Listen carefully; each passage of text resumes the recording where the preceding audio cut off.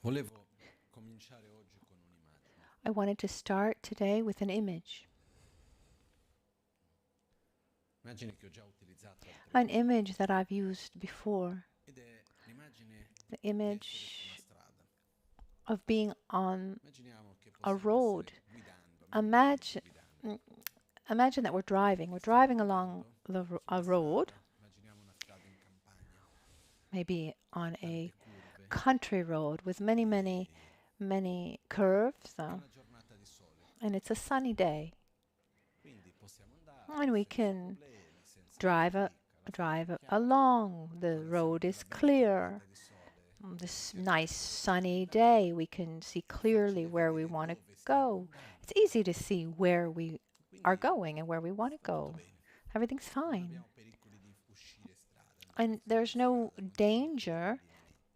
there are no dangers A un that certo would punto, quando andiamo avanti su run questa us off the strada, road. And a then un at a certo certain momento point, succede che let's viene fuori imagine that il buio, it c'è la gets nebbia, dark and la foggy. tempesta, A storm arrives. non ci sono le strisce bianche per terra, And there aren't non ci any sono i white semafori. lines on the side of the road, and Non there so are quanti di no voi avete mai guidato una macchina there are con la no nebbia senza road nebbia signs. bianca I in don't know if mezzo, any of you have ever con driven on a strade road, e curve um, on a piene di windy nebbia. road without Vi ricordo che fa paura. any white lines on the All'inizio sto side. It's guidando, happened to finché me, c'è and una it's bella scary. giornata, If you're driving on a vado sunny chiaramente day, a you see destra, everything clearly. You don't even non ci sono realize. pericoli, You don't even think about non c'è pericolo, dangers non c'è because problema. you can Ma see se mentre straight sto ahead of guidando you. c'è But la tempesta, but if as you're driving c'è there's a la nebbia, storm and there's la fog tempesta, eccetera, eccetera, e io non ho dei and punti di I don't have riferimento, any kind of non reference c'è points, la targa I che don't dice fra have 50 metri c'è un incrocio a I don't destra, have c'è any questo, c'è kind of quell'altro, non c'è road nessun sign segnaletti per to aiutarmi a help guidare me per quello. on this Non windy, ho la dark mia chiarezza road, perché and tutto it's è not nero, clear because it's all non foggy in posso front of me, fermarmi. and I can't Qual è la stop. probabilità di fare un incidente? What's the probability of having an Molto accident alta. there? It's very high, Ok, isn't it? abbiamo chiaro queste due immagini, no? So these two images are clear, aren't they?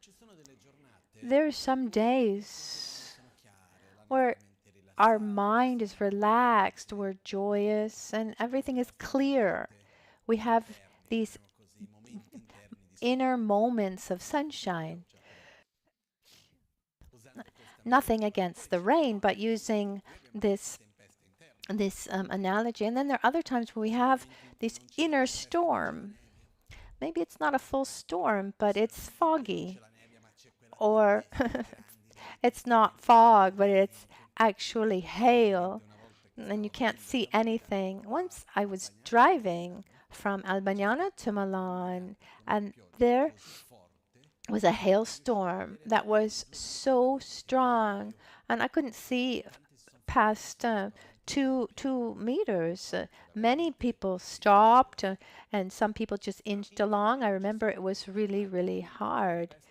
No, But inside, I mean, there ci sono le are tempeste che arrivano da storms, lontano. storms that we see arrive from Ci sono far. tempeste There's inaspettate storms che that non are ti accorgi di come c'era il uh, sole, there's passeggi storms that are certe unexpected, volte dopo and tempeste once it's passate. arrived, you say, "How is that possible? It was Però abbiamo questi just momenti sunny." interni, no? And we have these inner Però moments, nella vita noi non possiamo but permetterci. Guarda, ci posto anche qua davanti. Se vuoi. Noi but nella nostra vita in non our possiamo lives, we permetterci nella can't vita di allow fermare. Sto ourselves to guidando, c'è stop. la I'm tempesta, driving. There's a mi fermo la storm. macchina I, I, sotto I- il maybe passaggio, I can't. sotto il ponte, mi fermo la macchina sotto il I ponte. can't. Nella vita You noi know, possiamo fermarci, if I'm driving, maybe I ma possiamo can vivere pull over tranquillamente, pensare. under a bridge and be La mente non protected. si ferma mica. But in life, La mente our continuamente mind va never avanti. stops. Non è It's che abbiamo un limite in always cui diciamo going. qua mi fermo. It's we can't just say, okay, I'm just going to stop and rest here, Ok, right? sarebbe bello se riuscissimo a It avere would un be po' della nice previsione del if tempo interno, no? we could have a little Questa settimana inner come va?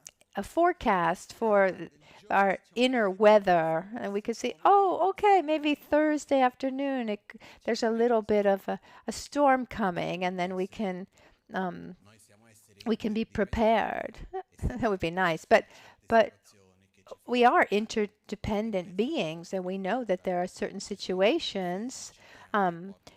certain situations, and also physical cycles, or also astrologically. I mean, by looking at astrology, you can use that to for to look at the weather, your inner weather forecast. But if I don't have anything to help me to see these dangers, like white lines along the road, then those dangers remain, even if someone tells me ahead of time about it. So it's really important in our lives to have these white lines, these guides, because if during a moment of an inner storm and we do something really stupid, once the storm has passed, we need to face the consequences. I mean, it's always our responsibility. I think it's happened to everyone to have a bit of a inner storm, say something that normally you wouldn't say. And then what do you say? You say, "Oh, I'm sorry, I didn't mean to." But you've said it. You've said it, and it's done. For example, I'm not someone who keeps a lot of resentment, but I realized that I had to put effort when someone in the middle of their own storm and then said angry, aggressive things. I put effort into accepting the person and understanding that they were driven by anger in that moment. But I saw that some small wound remains just the same, doesn't it? There's someone when I was a child in Brazil, and it's someone that I learned most of the bad words in Italian from, and in the car. Um, his name was Stefano. We were in the car together. He's already passed, and he used to get. He was my mother's husband at the time. Unfortunately, he's passed away. But so traffic in São Paulo is difficult, and sometimes he would get nervous. He was Italian, and he would say bad words in Italian, and sometimes it was bothersome. I mean, you're there, okay, once, twice, but every time you get into the car with him, and all sorts of swearing, and then at a certain point, with my mom, we said, it's bothersome, and he says, but it's not directed towards you. And this was like in 1992, 93. There weren't emails, there were faxes. I said, don't worry. So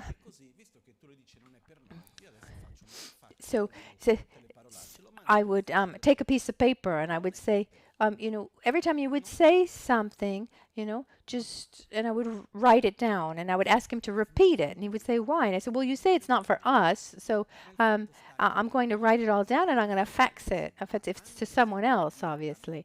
So the point is, if someone's upset, even if it's not directed to us, we feel that energy and it stays inside, regardless of how much energy we put in, to letting it just pass. And if you let it accumulate, it stays, it festers. So in the same way, if I become crazy, I go out of my mind and I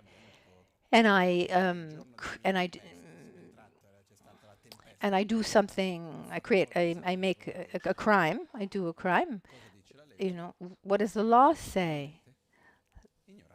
Or you say that you didn't know what you were doing. But once you do something, you're responsible for it. The law says you're responsible. Karma says you're responsible. So, so, so interaction done by me, I need to take responsibility for my actions. I've always said we we are free to do everything we want, but we're not free from the consequences of our actions. Do what you want, but the consequences are yours. You want to park there? Park there. And if you get a fine, it's up to you to pay it.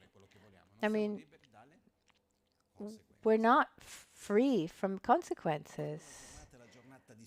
When the day is sunny, normally we don't need to worry so much unless we're absolutely sure that it's in one way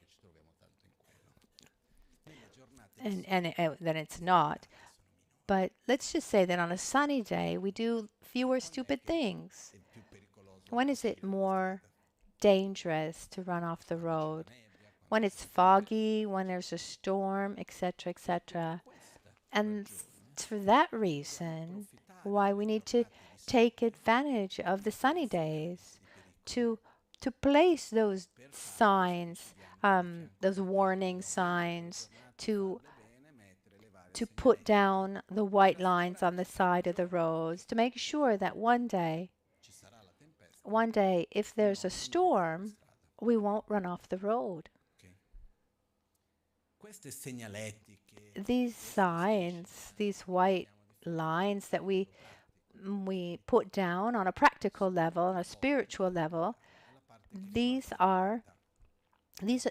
have to do with the commitments we take, with morality, with the vows. Let's remember that there's an important difference between ethics and morality. Ethics is where we talk about what is right and what is wrong. Doing like this is good, doing like that is bad. We can spend hours and hours talking about this.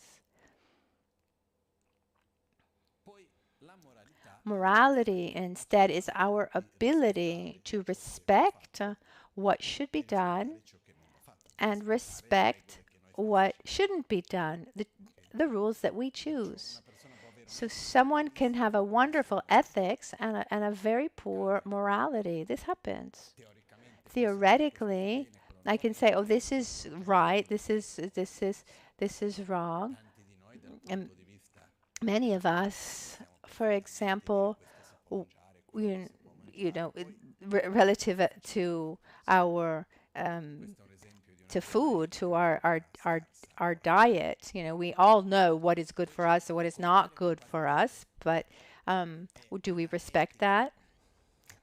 The worst is the opposite is almost worse, which is a bad ethics and a good morality. For example, if in my ethics I say the best thing is to just mind my own business, and where I can take advantage of others, I do it. I mean, we can have this worldview. And if I follow that perfectly, that my morality is strong, I don't think that's healthy. What happens for us, though, is if we don't give ourselves certain rules, then probably there will be moments where the conditions that we find ourselves in will push us to follow a direction that's not healthy for us. And for this reason, it's important to take commitments, to clarify what's good for me, what do I want to cultivate, and what is bad for me, what do I want to abandon. We put them there. Generally, morality is made up of 3 types. In Tibetan texts, we talk about 3 moralities, and there are 2 different ways to interpret them. The first says it's the morality of cultivating what is beneficial, avoid what is detrimental, and the morality of benefiting others. These are the 3 types of commitments that someone can take. I think it's important that for each one of us, we need to write down our own list. What what are the things that on a sunny day are not dangerous, but on a foggy day or a stormy day is dangerous? For example, talking about physical behavior of eating. I know that eating like this or eating that thing is bad for me. And normally I'm fine, but if I go to that place, I mean, how can I manage? How can I avoid it? And it's when I go somewhere where I have that strong temptation that I need to apply my rules. There I need the danger signs and the white lines on the road. Maybe when I'm just by myself, I'm able quite well to, for example, alcohol, drinking alcohol, for example. One could say, "Oh, I see that it's not good for me," um, or drinking, more than a certain amount. Maybe it's not good for my health. I have health problems, or maybe it hurt some relationships that I had because maybe my violent side came out. I had I have a friend who said once, "This is the first week that I have not had anything to drink after 30 years, and I never had realized how foggy minded I was. But if I take the commitment to not drink alcohol because it's bad for me, when I'm with, and if I'm in a context where no one drinks, it's easy. But when I go out to dinner with my friends who do drink, it's more difficult. And that's when you need those white lines and all the signs that show the warnings, because that's when I need to maintain a strong position to not fall. And it's not a question of falling, succumbing to temptation. No, it's just that once I do that thing, the price to pay, I'm the one to pay the price. And so once you have a commitment, there's kind of a magic that by keeping the commitment, that that actually helps you keep the commitment. Keeping the commitment helps you keep the commitment. But once you break it, then they say that there's like a material component to it. It's almost as if it were something physical, a very subtle energy that is generated within, and that when it's broken, that thing is broken, and the only way to fix it is to take that commitment again. You have to take that commitment again. So, what are the things that we want to avoid? And what are the things that we want to cultivate? Today, I wouldn't like to give you the rules of, what are the vows that you need to take, and I don't want to even bring this idea of being, a moralist. That if you do this, it's good. If you, but the point is that we're not always living. Our days are not always sunny, and sometimes we need to protect ourselves from the rain. Buddha established 5 main vows, for example, to live in a more harmonious way in society. I mean, these vows are for a more harmonious society. And when we look at them, you can see they really do help. But it's not about saying, "Oh, if you don't keep these vows, you're not a good Buddhist." No, it's a question of, do I live alone or do I interact with others? I interact with others. Are there certain is there certain conduct of mine that can help. So what's the minimum amount? What's the minimum that I can do to be well with myself and with others, to interact well with others? Number one, to not use use physical violence, to not kill in the end. Because once I'm physically violent and I can even kill, this creates more violence, more conflicts. And one might say, why would I have to take the vow to not kill a human being? I mean, it includes also other animals, or also to not kill any form of life. So one says, well, I would never kill another human being, regardless. It depends on how dark the day is. All vows have 3 levels, actually. Doing it yourself, having someone else do it, or rejoicing when someone else does it. Maybe we don't kill. I imagine, I hope. I don't know, on the weekend one goes on a killing spree. I imagine that you don't. But it's quite probable that we rejoice for the killing of someone. And I hope that doesn't happen daily either. But it can happen during a war. Oh, look at what they did and look at what happened here. It can happen. We live in a society that's more and more polarized.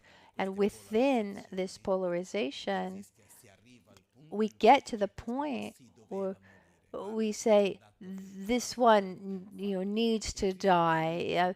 It was right. Once you have that enemy, it's possible. It's possible that we rejoice for the killing of an enemy, and it's not that far off. And that's why we take the commitment to not kill. I won't have someone killed, and I won't rejoice for the killing of someone. This is the first vow. And if everyone respects this within society, it would really help a lot. And if we go a little deeper and we say, where we take the vow to not act with violence towards others, that of course helps. So the first main vow is to not kill. Number 2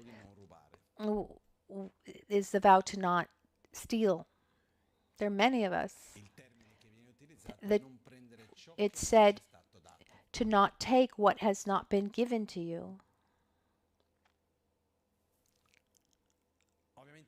Obviously, someone might say, well, if others don't respect it, why should I? Well, first of all, because I'm responsible for my actions. And the fact is, stealing, taking what is not given to us, is a way to create violence towards others. There is a conflict that's generated from that. When something is stolen from someone, they can be upset. They create negative feelings and feelings of aversion. If everyone respects everyone else's property, we live better within society. And I don't think that people are going around committing armed robbery or but there is a stealing. It's interesting. In hotels, for example, you can't imagine the things that disappear. And sometimes there's this feeling that taking something that was not given to me, that does, from someone who doesn't have a specific name. That's not stealing. Also because I paid a lot to sleep there. So if I take home, if I take if I take a, a bath towel or an ashtray. I remember these directors of the five-star hotels that they said that it was an enormous problem, even silver cutlery, silverware. And then there's another more delicate aspect, delicate in the sense that it's difficult for many. So, don't take what's not given to you. Once a friend in India, he came from a monastery called Gyume. He spent a couple hours in the bus, and he got to the monastery of Sera, where I was, and my master asked him, "How did you get here?" And he said, "I came by bus." He said, "Oh, you had money. You had money to take the bus." He said, "No, but I got on. I got on when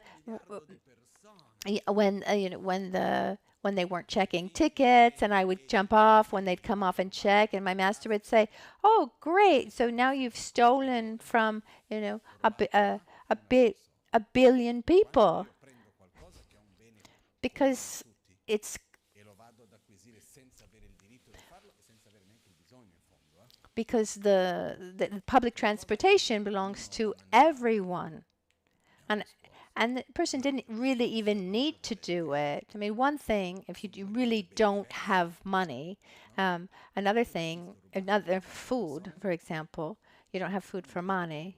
But if you just don't feel like paying, and you use public transportation, without paying.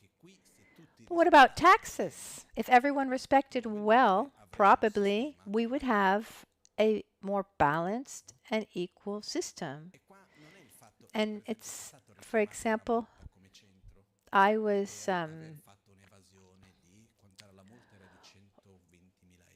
we as a center we were audited, and they wanted to fine us 120,000 euros. And we worked for weeks with our accountants and etc. And we saw the problem was, and I went personally and said, "We don't understand where the error is," and they looked at it and they said, no, it's nothing. So I understand that sometimes someone can feel that it's not managed well, but my duty is my duty, everything else aside. And in the vow of not stealing, not taking what it has been given to you, not taking what has not been given to you, that's up to everyone else to see. But when we talk about vows, it's extremely personal. Never, never, never, never do we use the vows to judge others and point the finger at someone else. "Oh, you're a Buddhist and you shouldn't do that." No. This is something that should be avoided at all costs. Maybe one looks at all the vows and they say, "Oh, well, look at this person who's doing this, that, and the other." No, should be avoided completely because it doesn't work in our favor. But it's important to respect everyone and also respect each of the vows. So do not steal. So don't kill, don't steal. The third one that's very important is to not lie. How much conflict do lies create? Because what's the problem? there's a situation that I don't want to face. It's tiresome. I think the other person's not going to understand. So I just go there and I tell you a lie. At a certain point, it starts coming out because one thing leads to another, and so I need to tell another lie. I need I need to tell another lie, but then it comes out, and you see that I'm a liar, and then I need to lie yet again because I really want to make sure that you don't figure out that I've lied. And the problem is that when we lie to the world, we lie to ourselves. And then one can get to the point where they're not even able to discern between a world that is half created, half experienced, half true, half lie. So lies should be avoided, and we're not saying, if you lie, you'll go to hell. No, the point is, it hurts you. It's harmful. My mother said to me once, she said, truth organizes. I really like this expression. When you try to not say because you want to show something else, even if it doesn't become a great lie, sometimes it creates a certain tension that stays. And you're with that person, you're uncomfortable because you've said this, you've said that, you lose your spontaneity. This tension has been created. But let's say so. Let's tell the truth. There can be times when we want to lie. And that's why we need to use and put down these white lines. Because if you never felt like lying at that point, you don't even need to take of that vow, do you? So we have different interpretations. We can talk about this for a long time. So if I think, oh, I shouldn't lie, so I need to tell everyone everything. No, there are certain things that sometimes it's not always good to bring everything out on the table, but we should also avoid hiding things. It's important for everyone to observe for themselves. I mean, we weren't born yesterday. Everyone has his own life experience. Looking at yourself sincerely, ask yourself, what works best for me? How do I want to act? There's a Brazilian song that at a certain point says, being able to tell the truth even when the lie is convenient. So have this determination and this strength. So this is something, and this is another very important aspect, to not lie. And there are many different levels of lies. Also in stealing, many different levels. So when we talk about stealing, from whom you're stealing, the value attributed to what's stolen. When you get into interpretations of this act of stealing, it sounds like the Italian laws related to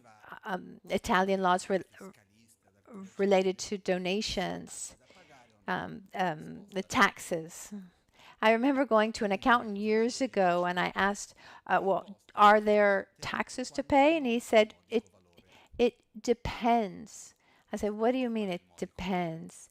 He said, it depends who's giving and who's receiving. And in the end, it depends on the interpretation of the IRS the and for hours I listened to the lawyer Falsita. Um, Luckily, he just donated his time to us. He was so expensive. He's a great friend of Lama Gangchen. Anyway, the final conclusion was it just depended on the final interpretation. But if I'm a billionaire and you're a billionaire, so and I steal 1 million, then it's not much. So then there you need to interpret. But when we're talking about stealing, it's more or less the same thing. But you never know the value that is given to that thing. So the best advice is to never don't steal anything.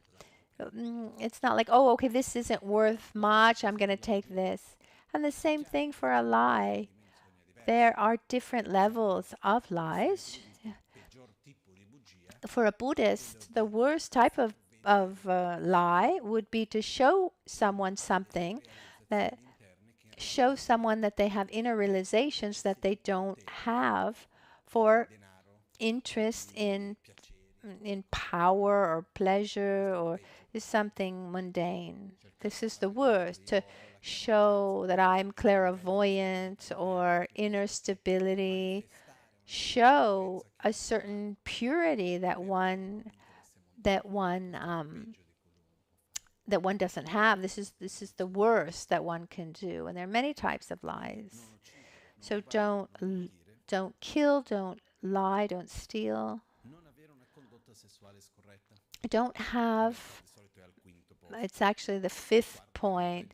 The fourth is do not take substances that take away mental clarity, like alcohol or drugs. Why? In your opinion? What's in Tibetan, they say that alcohol is the gateway to all non-virtuous actions. Because what happens is, no, and it depends on the person, but someone who's already has a predisposition to be virtuous and healthy, when they get drunk, as they drink, one loses one's own filters and levels of control, and then what shows to the world is what the person has inside. So if I have a desire, an attachment that I'm able to manage, if I have also some kind of aversion or anger, maybe I lose control. But if I am balanced and I have a great inner balance and love, getting drunk, that's what's gonna show. There was a master that I knew, for example. He used to drink a lot, and in certain ceremonies, he would drink like half a bottle of whiskey during setsog ceremonies, and then he would give teachings drunk. But what's interesting was that people say that they were very special teachings where where the filters were gone, and he was a beautiful person. So, or when he was drunk, we would do stupid things or whatever. No, he would say things, let's say, non-conceptual, not very constructed, and many beautiful teachings came out, from situations like this. And then they would help him to his room because he couldn't walk anymore. But alcohol, why? Because has it ever happened that you wanted to say something, but you were able to bite your tongue and not say it? And you see that person, you say, "Oh, hello," but in the back of your mind, there are things that you would have liked to say. So alcohol takes away that filter. on many things that someone can do. Another problem is alcohol leads to less mental clarity. And with less mental clarity, decisions are taken with less awareness.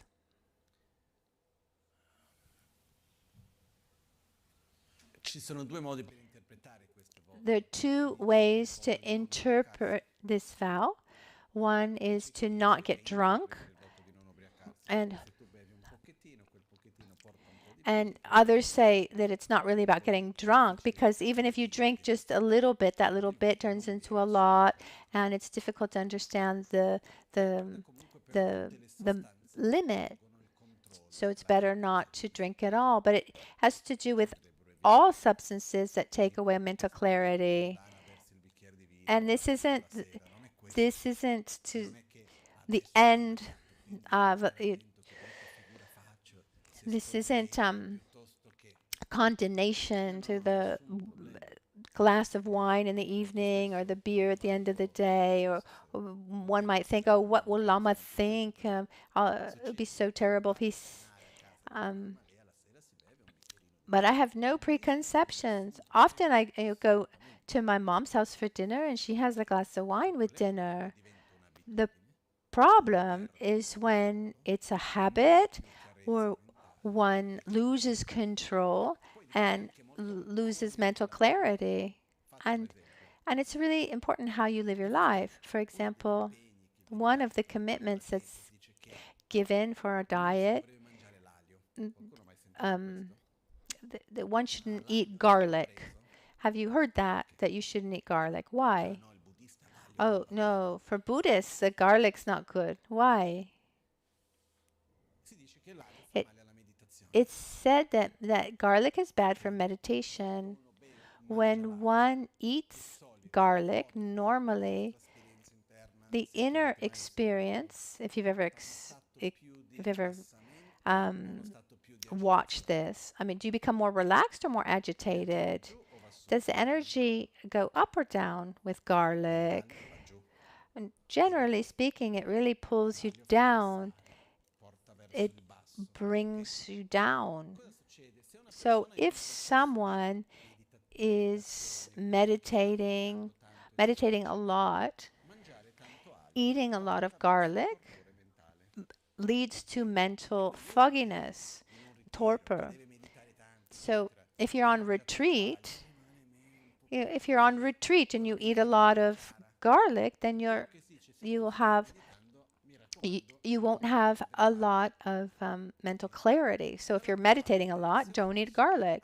Instead, if you're very agitated and a lot of inner dialogue, then garlic will help bring that energy down. A lot of Tibetan medicine actually, a lot of Tibetan medicine has garlic in it too, to help people bring that energy down. So is garlic good or bad? It really depends. It depends on how you are, because if you're very agitated, maybe a little bit of garlic will help you. So this is important, that when we see things, it's important to put them in the right context, and not say, oh no, you can't drink. In Albagnano, for example, at the beginning of the center, every once in a while, there were times when people would drink. Christmas party, etc. But then over the years, we saw that there were people who weren't able to control and to respect their limits, and they created conflicts and violence. And so we decided to take away alcohol at the center. So, but I say all this, if you drink a glass of wine at dinner, don't think, oh, I'm a bad Buddhist. But everyone think for himself. a, a friend last week, someone came to me to talk about domestic violence. And domestic violence increases with the consumption of alcohol. It's classic. For example, and also when you diminish the use of alcohol, um, car accidents diminish. And then obviously there's the physical problems to the liver, etc. Um, and I just say this, maybe this helps someone find the reason to quit. I was listening to a podcast of this American scientist, and he said that the use of alcohol diminishes the flow of blood to the brain. So the brain actually ages earlier. So even in smaller doses, and that's it. Go look it up if you're interested. I don't know exactly um, how much. I don't. I'm the worst person to talk about this. I've only had alcohol once in my life. I wanted to try it at 11. I got drunk th- and I had never had any alcohol before in my life. And I didn't look it up before. Also, coffee um, diminishes the blood flow to the brain and increases the probability or the possibility of neurodegenerative diseases or dementias, etc. So think about this if you want to diminish alcohol consumption. So I'm convinced if I want to run away from certain feelings, I can I can take some substances that would keep me from myself. Because often the problem is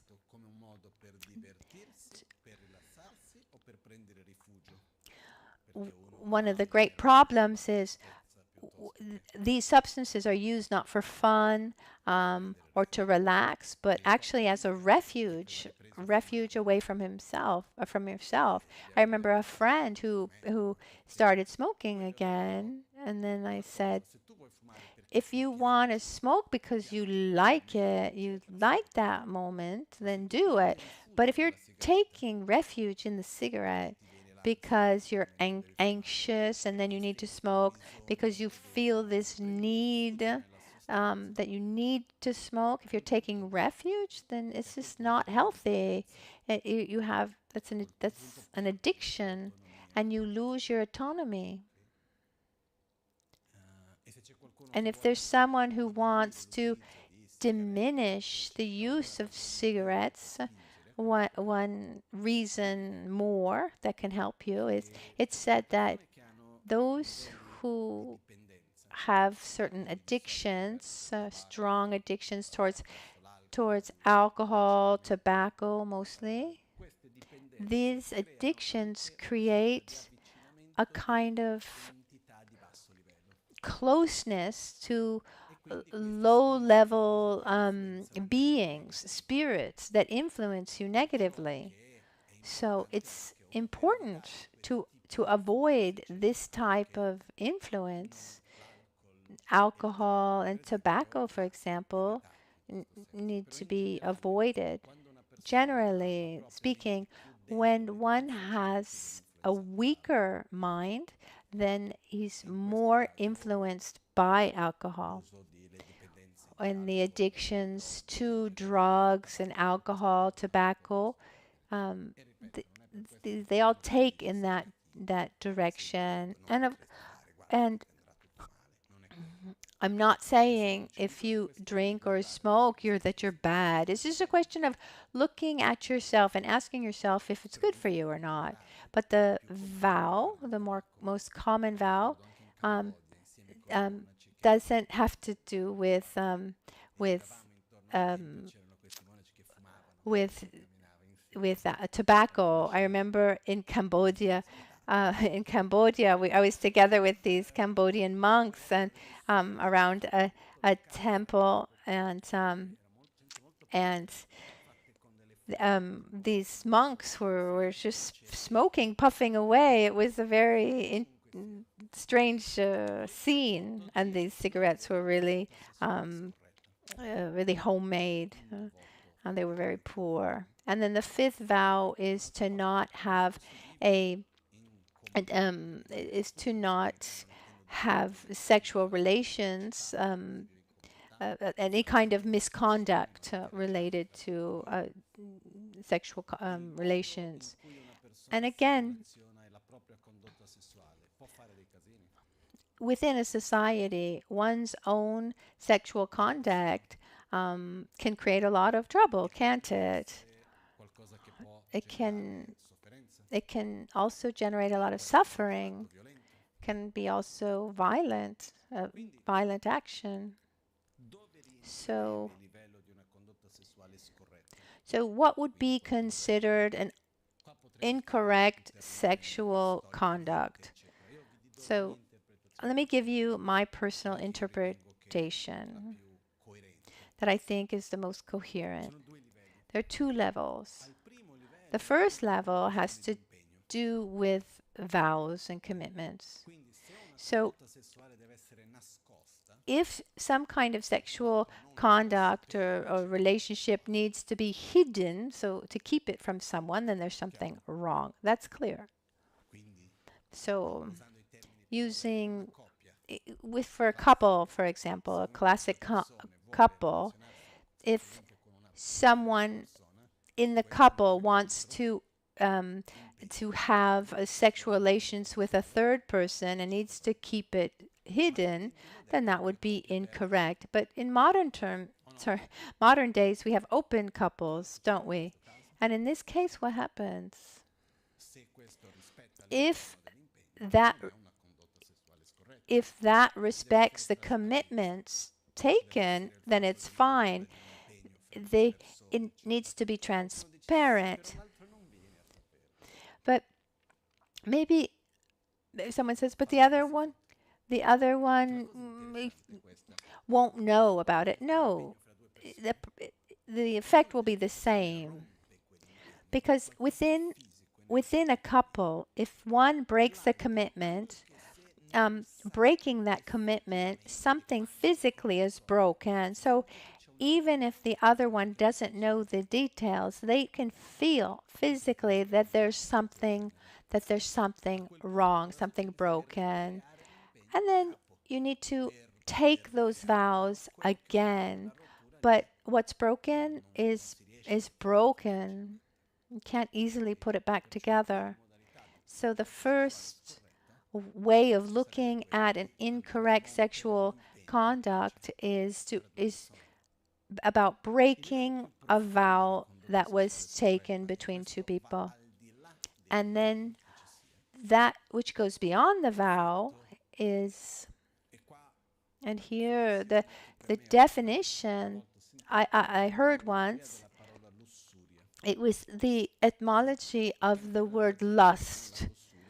Because also in Christianity we say that lust is a sin.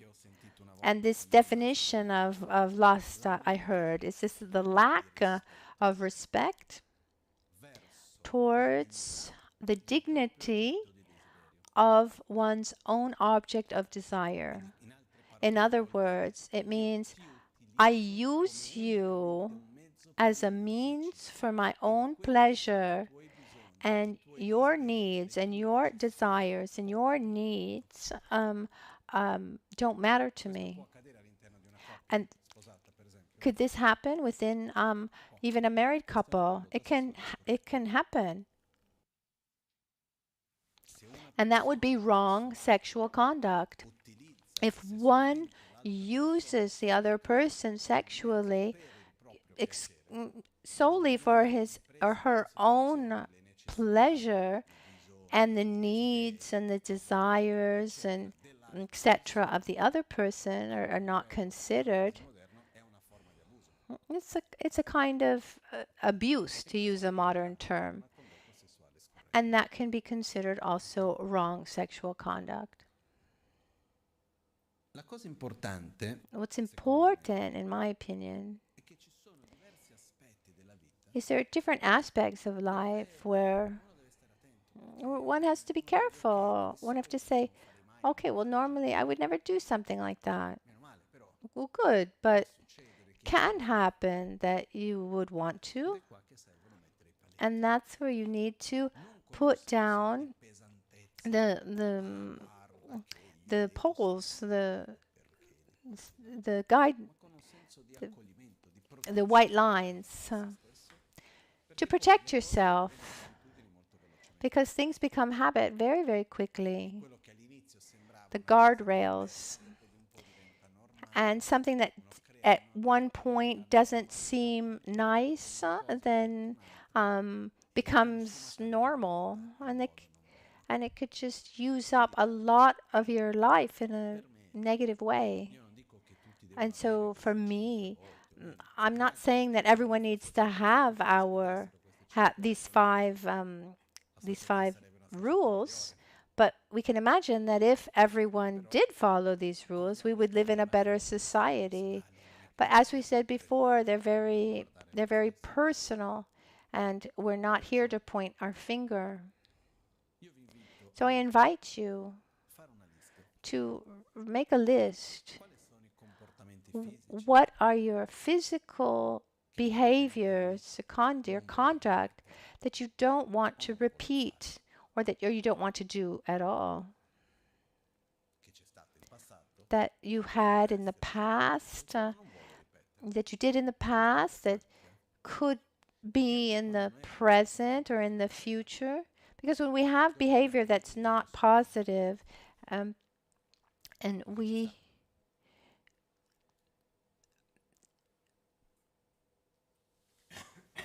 we do something that we don't like, and then we ask for forgiveness, I mean, that can happen, but it's not beneficial. It's worthless to then ask for forgiveness if we think that gives us permission to do that thing again. So I accept myself for who I am, but I direct myself where I want to go, and I recognize that this conduct is not positive. And maybe people say, Lama, what's most important is what people have in their minds and not what they do. But let's remember, if I'm not able to control my physical actions and direct them with awareness, how would I be able to direct my own thoughts? I've heard this. Oh, it's important to have the right motivation, and then everything else is relative and superficial. Yeah, okay. Even the results then will be the relative. They exist. It's important for us to start with our body, choose the things that we want to avoid, and look at the things that are positive, that are good for us. And in our society, it's very present, the way we eat, for example. And I'm convinced that if Buddha were alive today, there would be a vow related to buying things, because as consumers, we have an influence, and so if we can be consumers that are more aware. So what do I buy? Do I need it, or do I want it? Because when I buy something from you, I'm giving you my vote. I'm helping you with that activity, with everything that it entails. Because any system of business, if all the clients dry up, then then that business needs to change. Like once I was in Brazil, I I was invited to an interreligious meeting for peace, and it was actually like a political rally, and they had in so they were basically these politicians were using they were using some spiritual leaders to talk about peace. Um, and I thought, oh no, I'm not going to be part of this. But then I thought, well, better that they use peace instead of war for their political rally. Um, but if you have a product that doesn't sell anymore because it pollutes or whatever, you'll make choices depending on how well you sell. And as consumers, we have a great influence. And this, our way of interacting, our way of buying, of interacting with material world, we need to reflect on all of this. Respecting matter and things. I mean, this glass, for example, these are resources. These are natural resources. One day I say, "Oh, I don't like this glass," and so I want a glass that has little clouds on it. I'm just inventing anything. So it only costs €2. What's €2? And so that's no problem. But then what do I do with this other glass? Oh, I have to throw it away. So interacting with our material resources with awareness is something very important. But we need to put down those guardrails. Oh, I don't do that because I know that's not right, or that product I'm not going to buy because I know they don't respect this, that, or the other, or I'm going to choose this. So instead of buying new, I try to buy used. I try to recycle or upcycle instead of going to into a big supermarket. I go to a smaller market because I know there's less choice, but I'm helping out a real family. I mean, there's small rules that we can set for ourselves. And I'm not saying we need to have a heavy, heavy life full of rules, but just a few. Then little by little they become spontaneous and they become habits. But until they become habits, you need to put down those guardrails, those white lines. So that's a physical contact, the way we interact physically with others.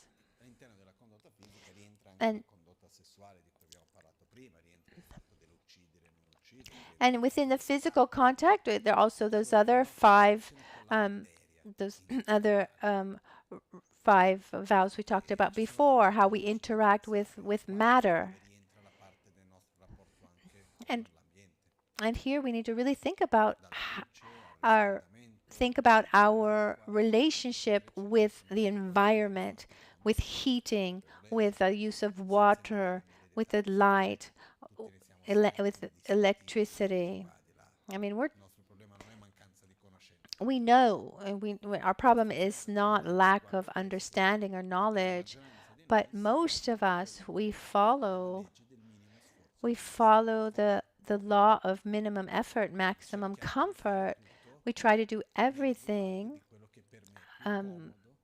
so that it's most comfortable for me, and regardless of the impact that it has. So I invite everyone to look for himself, which I'm not saying we should have a tiresome, difficult life, But I invite you to think about having a healthier environment, a healthier relationship with the environment.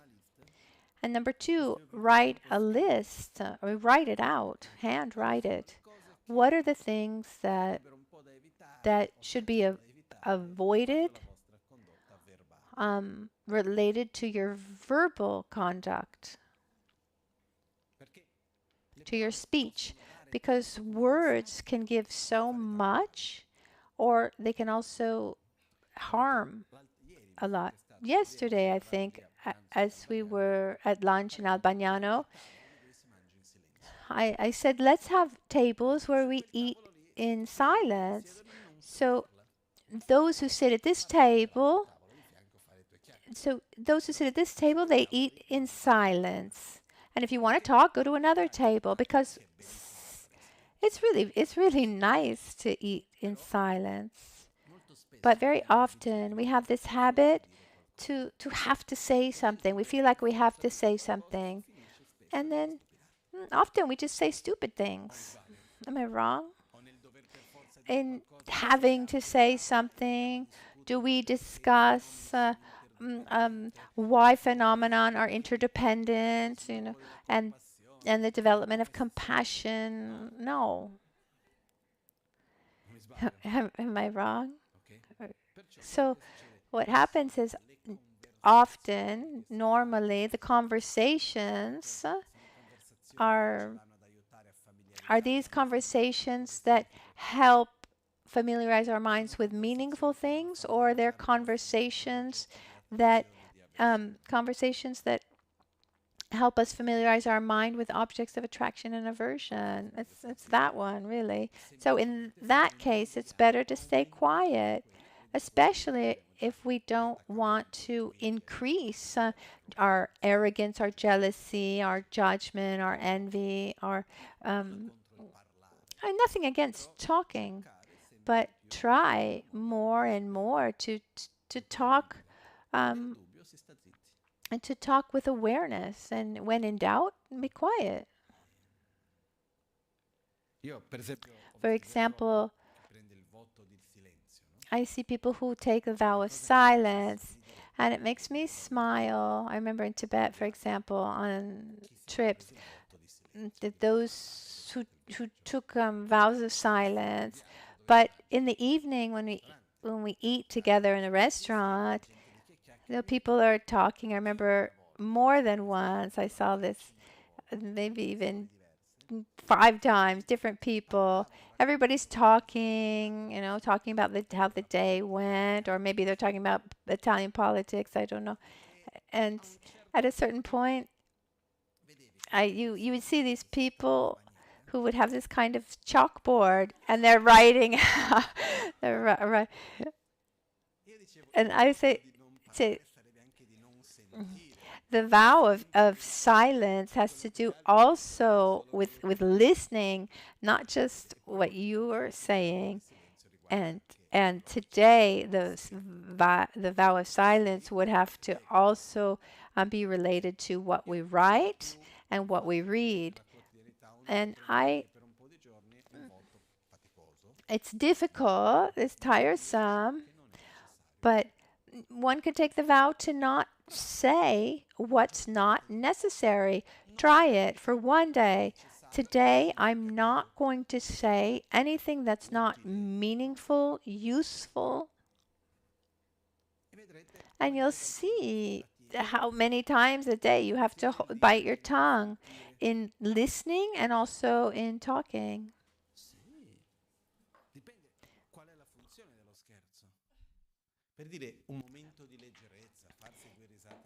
So joking around, laughing, that's something wonderful. I don't see any problem in that, but saying what's not useful. I mean, if I'm in front of someone and I say something to them, it should be because I want to communicate something useful. When I was a child, in India, I lived with my master Gangchen, and he would say what was useful. And then when I came to Italy, I realized that very often people talk not because they want to say something, and there's a whole energy that one uses, and the mind is taken up.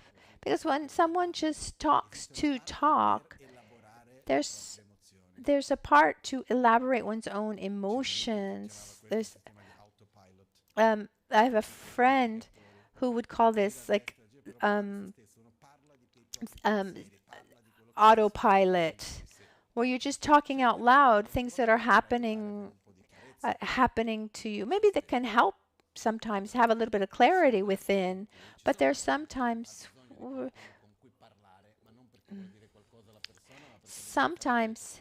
people talk out loud because they need clarity for themselves. So this is fine if it works, but how often did I have to resolve a problem?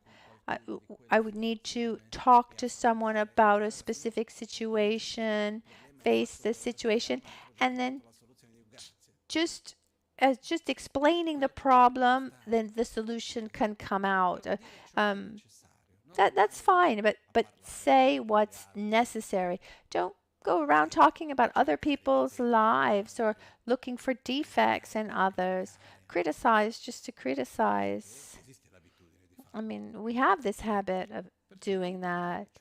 So don't do what's unnecessary. Don't talk about what's unnecessary. And the use of our speech is very important. And there's also the way we use our speech. If I need to say something to you, so first of all, I need to see you. I need to see where you are, out of respect for you, because we know that saying the right thing at the wrong time doesn't work. So if I want to say something because I want you to understand something, I want to transmit something to you, I need to know how to see you, to understand your mentality, your ability to understand in that moment, and wait for the right moment so that at least we say something with the awareness of the other person. You try to avoid creating separation among people. So it's about talking with awareness. So I invite you to write down your habits of speech that you have, that you would prefer didn't exist. And there are different terminology that's used that's actually quite heavy and violent, but they're used with lightness. I don't think. I mean, sometimes one also needs to use to swear. Let's say they have that strength to show to. I, I've seen people feel ashamed, like oh, you can't say bad words in front of the Lama. I don't have a problem with that. What's be a problem if it's just a habit, or one starts using a word that has its own meaning, its history, that's heavy and violent, and it's just used with lightness, but that meaning remains, and it moves something within. Words have an enormous power to move the mind. Our way of speaking conditions the way we think. Chiaro? Is that clear? Another example that I've given many times is to not say, to not use the word if. I gave the example many times that I understood this when I was in Brazil with my sister, and I needed to do a vaccine for yellow fever. And as Brazilians, for certain visas, we needed this vaccine. So in this case, my sister asked me, well, we need to go there. Do you want to go by subway or by car? And I said, let's go by car. I don't know how many of you know São Paulo, but my mother's house to the clinic, we needed about 45, 50 minutes because of traffic. Another 40 minutes to find parking, 15 minutes for the vaccine, and another 45, 50 minutes to get home. And as we were in the car, my sister said, you see, if we had gone by subway, we would already be home now watching a movie instead of being here in traffic. And then something clicked inside. I said, it's true, but if we had gone by subway and if you had fallen and broken your arm, we would be in the hospital right now. And if we had gone by subway and someone robbed my wallet, pickpocketed me, we would be at the police station. Because after if, anything can happen. So take if away from your vocabulary. Stop using the word if, because the way we speak conditions the way we think. If I had said, if I had done, if you were like this, if he wasn't like that, what good is any of that? If she says, okay, next time we go by subway, okay. But if we had gone by subway, so if you take if away from your vocabulary, just those two letters, it has a tremendous power. I've also taken away the expression, this is like this. And I've replaced it with, this appears to me like this, because it's my own point of view. I've also taken away, you said this, and I've replaced it with, I understood this. I understood that you wanted to communicate this. What you actually said is another story. Do you know how many problems we would save? Instead of saying you said, we simply say, I understood. And I'm very picky about words. I studied debate. For example, when people say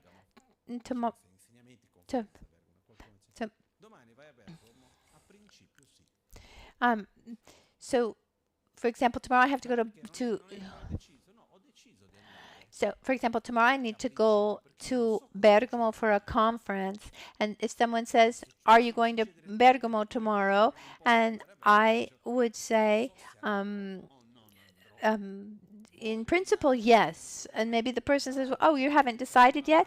Oh, no, it's all organized. I've done everything to get there. Yes. And if everything goes the way I have planned it, then I'll go. I mean, that certainty of what actually will happen tomorrow, I don't have it. So maybe it's an exaggeration. I mean, you don't have to be that literal about things. But when you study debate, every comma is every half word is measured. So take care of how you use your speech. And that has an enormous power. And how we listen to others.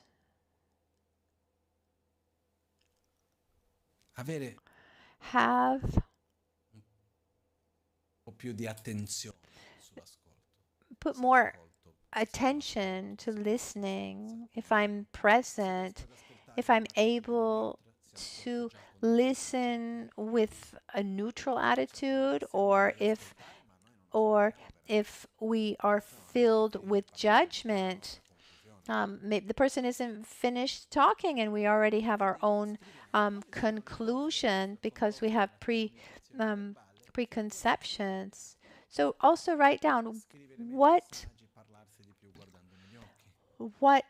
habits do you have related to speech that you'd like to change. Maybe you'd like to write fewer texts, messages, and talk more often face to face with people.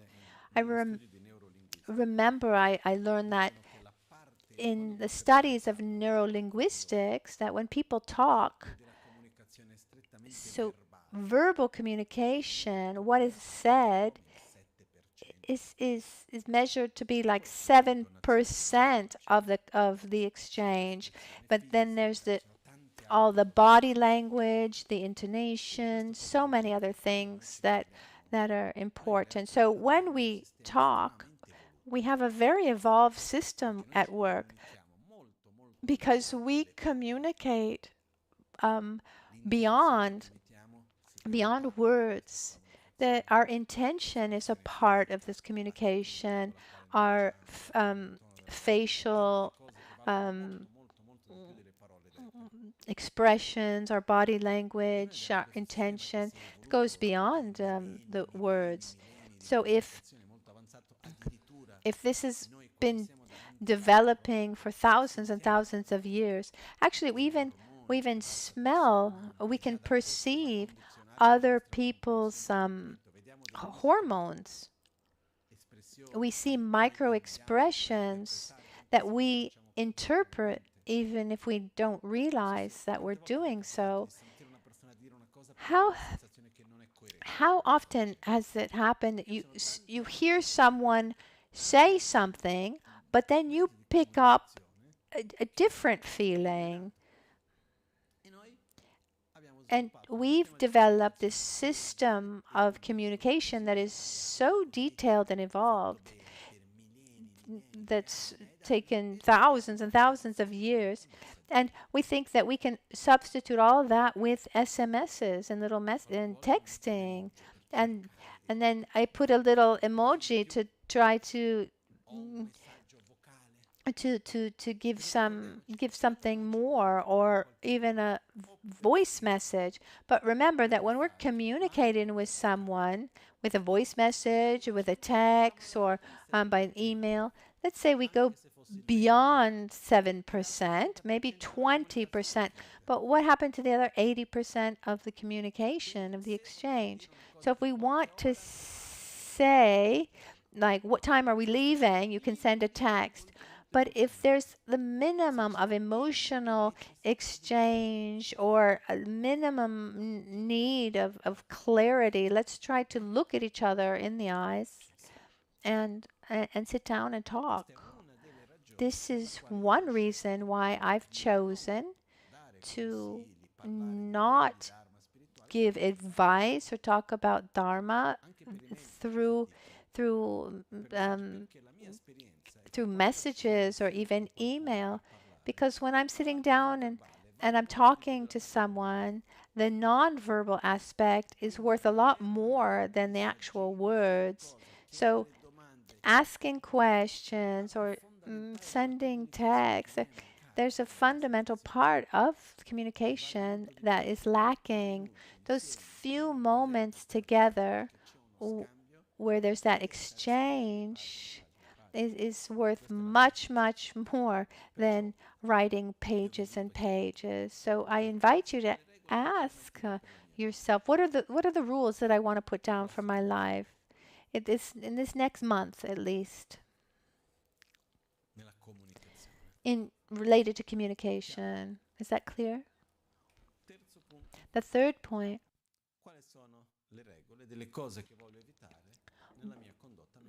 What are the things that I want to avoid in my mental conduct? Emotions that are harmful, thoughts that just repeat themselves, or attitudes that are detrimental to me. What attitudes do I have? The constant judgment, criticism, the mind that is looking back towards the past and projecting itself towards the future with fear and anxiety. What thoughts do I have on a conceptual level and on a more emotional level that I see that are not good for me? I write them down and I try little by little, first of all, to avoid and direct direct my physical behavior, then my verbal behavior, to then be able to redirect my mental behavior. And what's interesting, the more awareness we have, the more able we'll be to see very small details, because the way we interact with the world through actions, communication, speech, and thoughts. I mean, these shape us. As we've said this before, wherever there's interaction, inevitably there's transformation. It's not possible to interact and not transform. And how do we interact? Through physical actions, words, and thoughts. So so putting down the white lines on the road, putting down the guardrails, is a way to take the reins in our own hands and decide how we want to transform ourselves. Otherwise, we'll simply repeat the habits that are already rooted. And then we're like a leaf in the wind. And where there are situations and the conditions, I just follow and I go there. Let me give you a personal example. Quite a few years ago, I lived a situation that I actually told the story recently. It was a situation where I got angry, where someone was trying to blackmail me in the center, and I couldn't accept it, and I got angry, and I raised my voice. I was face to face, and I felt that it come out. There was that moment of anger.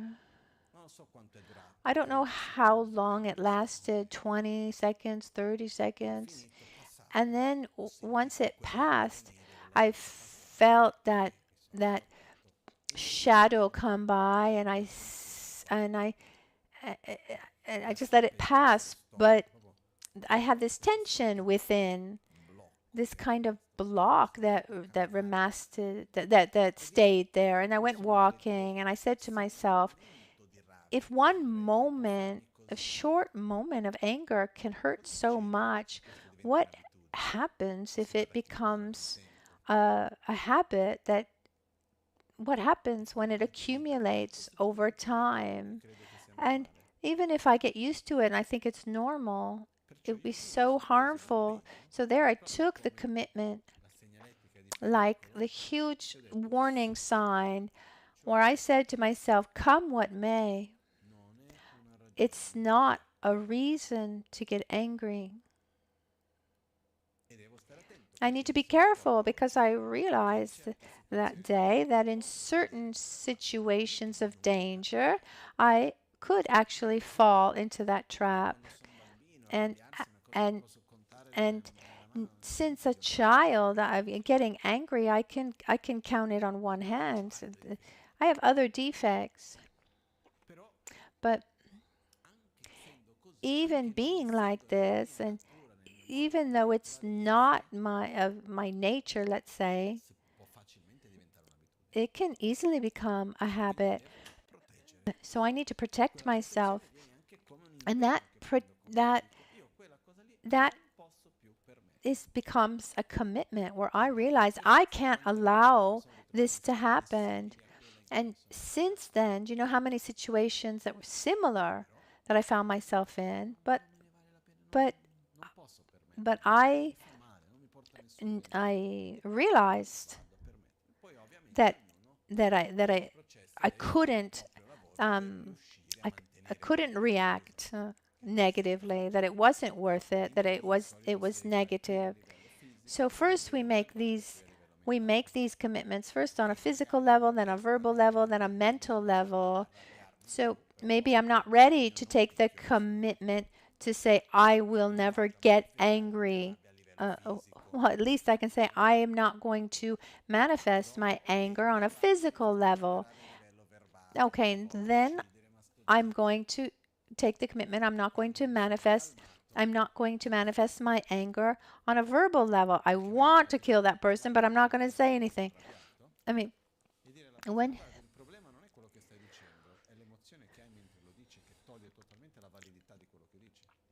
when you see someone angry, for example, I mean, I don't know, maybe you've said the right thing, but being angry, nobody listens to you. And as we said before, communication is not just verbal. If someone comes to us with aggression, our tendency is not to open up. Our tendency would to be on the defense, on the defensive. So your words actually lose all meaning. So on that first level, we control physically and then verbally to be able to get to mental control and to direct our conduct mentally. So what behavior do I have in my daily life that are not beneficial? I invite you, as I said before, write a little list at home, in the office, on a personal level. Divide it up. And together with that, you should make 2 columns for each context. The 3 columns. So 2 columns, what you want to avoid and what are the things that you want to repeat, to realize, to cultivate, related to body, speech, and mind. I want to, when you realize that you're able to listen with respect or be present when somebody's talking to you. The more we write things down, the more awareness we have, and the more energy we'll put into those things. And then we really see that we are directing our lives. We are directing ourselves, and we are not just the result of what happens. Do you eat what you choose to eat, or do you eat what is given to you?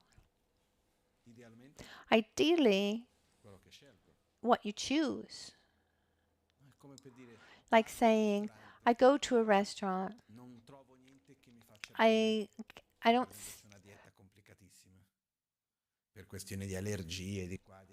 So you go to a restaurant, and if you don't find anything that you can eat, then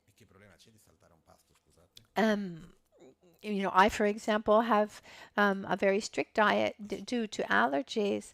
But if you don't find anything that you can eat, don't take something that is bad for you. No, what's the worst that can happen if you skip a meal? You can do some intermittent fasting, which is supposed to be good for you too. You need respect for yourself, strength. How much worth do you give to the commitment with yourself? Once you set if you have a commitment, you set a commitment for yourself. How much weight do you give to your own words? And unfortunately, I have this feeling that in modern day, we give less and less value to our own word, to our own commitment. I've seen also, I've also seen in the building, as we've been renovating, working on the temple. Um, what I've seen is the one who puts out his hand, looks at you in the eye, and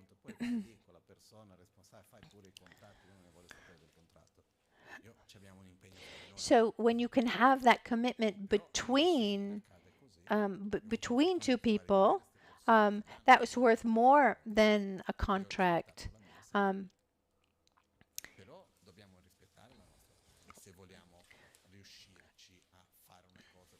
I mean, if we really want to do something and avoid something else, we really need this respect for our own word, first of all with ourselves, and of course with others. Or if you realize that you've taken a commitment that's bigger than what you can manage, or was that you don't believe in anymore, then at that point you need to reevaluate the commitment. You can give it back if you've taken it with someone. Using the example from before, maybe okay, we make a contract and we decide on a price, but if something happens, like for example with the beginning of the war in the Ukraine, the the prices just went just soared. Um, um, I remember asking for an estimate one day with someone I was working with, and we had done many things together. And he said, "Okay, I'm going to give you an estimate today, but I have to tell you that it's only good until 5 o'clock this afternoon, because the price of metal was soaring." So, I mean, there are variables that can change, and then we can talk about that. That's not a problem. I respect your needs, you respect mine, and together we can find the right way to do things. So when I take a commitment, I respect that commitment, but if if things have changed, we talk about it, and then we can change that commitment. But that that commitment needs to be respected. And for that reason, I invite you to write a long list for your physical, your verbal, and your mental conduct, and all the areas of your life, at home, in the office, your personal life, and then just do at least don't try to take a commitment for everything all at once. Just take one small thing, maximum one thing per context, and for a specific amount of time. Because if you take a commitment for an unspecified amount of time, like where you say, I'll do this forever, that's you're not going to do it. Maybe in times past it was possible, but today I just don't see it working.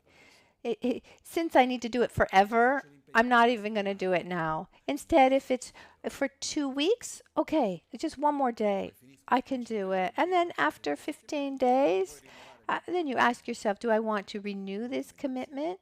And you probably will say yes. So take commitments for a specified amount of time, specified length of time, a maximum 1 month, maybe with the new moon or full moon or the first of the month. Choose a time, and if it's a specific amount of time, 1 week, 2 weeks, maximum 1 month, then you look back to see how it went. And you ask yourself, do I want to repeat this or not? Yes. So let me repeat it. And then once it becomes easy to maintain that commitment, then you can add another. And little by little go forward. Okay, since I'm not able to maintain all my vows, I'm not going to even try with one. No. And then as you go, if you see that it's not possible to keep your commitment, then regenerate it.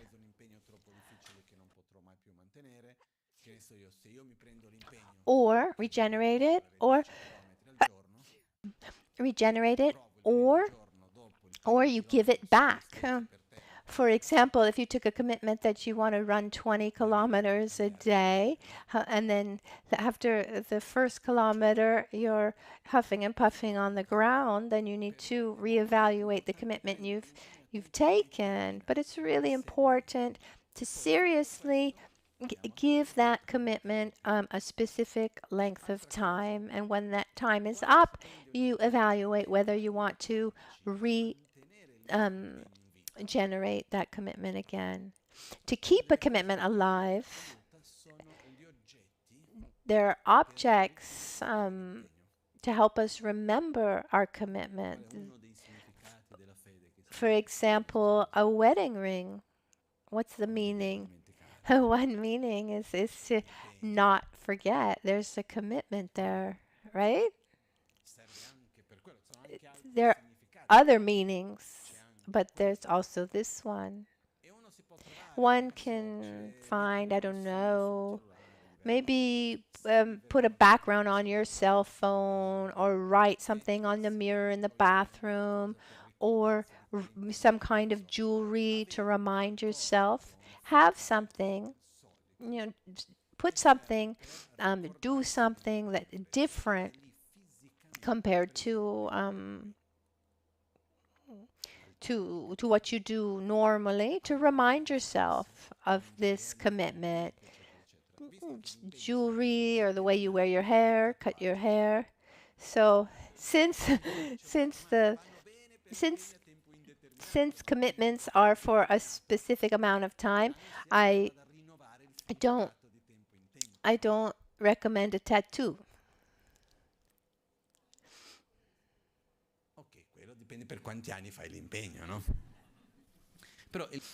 The fact is that, and I'm not against tattoos, but the point is, when you should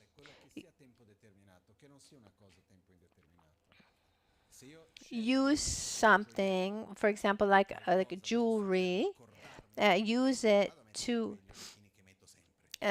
remind myself about my commitment. I'm not going to use, for example, the watch that I always wear, or my earrings that I always put on. Something different. And then also, when you take a commitment, let there be someone present to be a testimony. Someone that we trust, someone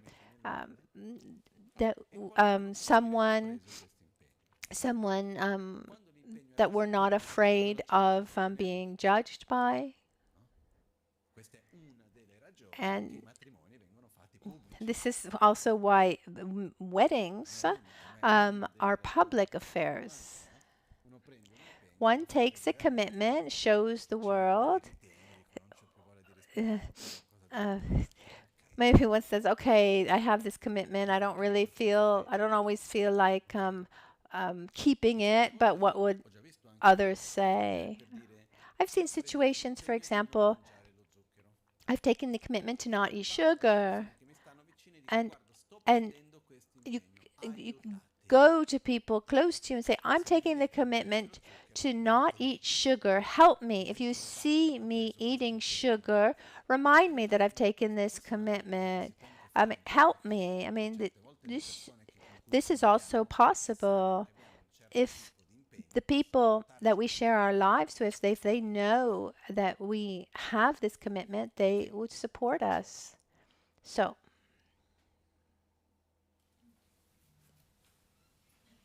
Ci saranno giornate buie, There will be dark saranno days.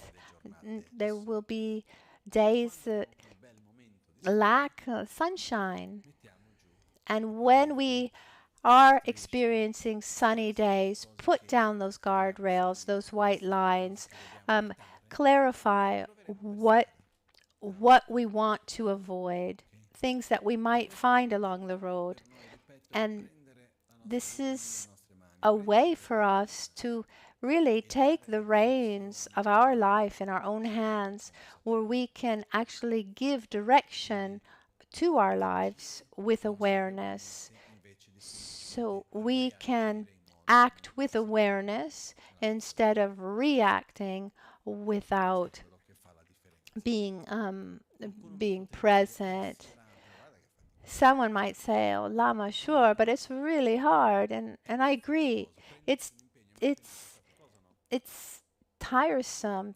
Taking a commitment, keeping a commitment is tiresome, but not taking a commitment and just reacting to what comes, is it tiresome? Not really, in the sense that one doesn't need to put effort into it, but you you're responsible for what happens, and then you use up even more energy.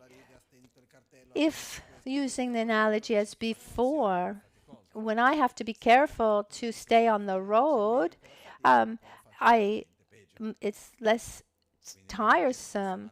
I need to be careful. Okay, turn here, stay on the road, the speed like this, but that requires effort, but a lot less effort than having an accident. There's a Tibetan expression that says, if you stand up, you hit your head. If you sit down, you hit your butt.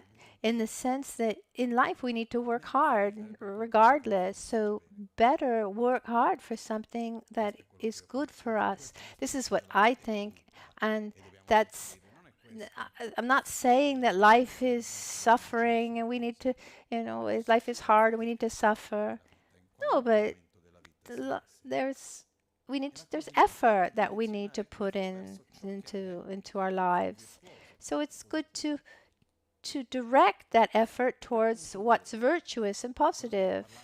And to conclude, as we talked about ethics at the beginning, what's right, what's wrong, what's good, what's bad. One way to judge our inner ethics, our thoughts, our emotions in particular, is to observe our body when we have those mental states without analyzing it. But is anger good or bad? How does your body react when you're angry? What about gratitude and love, satisfaction physically? If you're always joyous and full of gratitude, stable, is that good or bad for the health? No, who says no? I have too much gratitude. My lungs can't take it. No, I think that it's really beneficial. So even if we just look at our body, what happens when we're angry? Okay, our cortisol levels go up. Is that good or bad for our body? When we're afraid, when there's anxiety or jealousy or envy, or what we call mental defilements, when the mental defilements are manifest on a physical level, the body doesn't respond well. Instead, when the qualities are manifest, our body responds well. The last thing, to help us keep our commitments, just put in front of us short-term benefits compared to mid and long-term benefits, and give